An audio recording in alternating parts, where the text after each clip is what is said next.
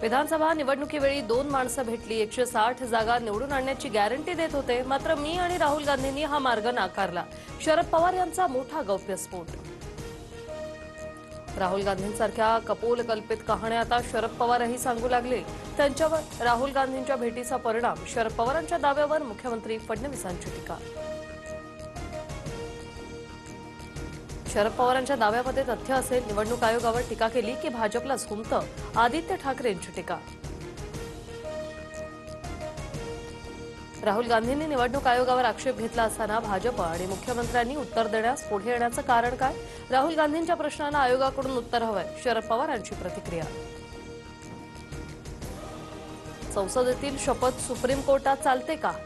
आयोगाने मागितलेल्या शपथपत्रावरून फडणवीसांचा राहुल गांधींना सवाल. खोटं बोलायचं आणि पळून जायचं, फडणवीसांकडून राहुल गांधींचा पळपुटे असा उल्लेख.